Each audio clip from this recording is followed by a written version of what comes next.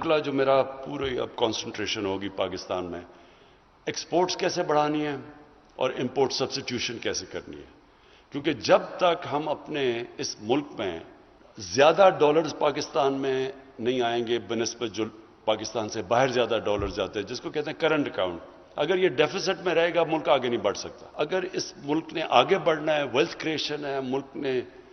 دولت میں اضافہ ہونا ہے، تو وہ ضروری ہے کہ ہم اپنی ایکسپورٹس بڑھائیں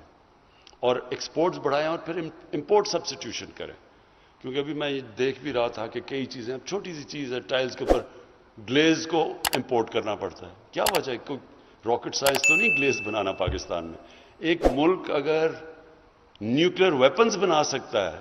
اس کے لیے، اور راکٹ سائنس جس ملک میں ہے اس میں کیا مشکل ہے کہ چھوٹی چھوٹی چیزیں گلیز اور یہ چیز، صرف اس لیے کہ سسٹم میں رکاوٹیں ہیں، اور اگر ہم انسینٹیوائز کر دیں تو سب کچھ بن سکتا ہے۔ تو اب میری آج ہی میں ایکسپورٹرز کی میٹنگ کر کے آیا ہوں، اور میرا پورا پلان ہے کہ اب ایکسپورٹس کو ہم ہر طرح ان کو انسینٹیوائز کریں گے، سارے ایکسپورٹ سیکٹر کو، اور جدھر ہو سکے لوگوں کو انکریج کریں گے ایکسپورٹس کرنے کا، کیونکہ ویلتھ کریشن ایکسپورٹس کے ساتھ ہوتی ہے۔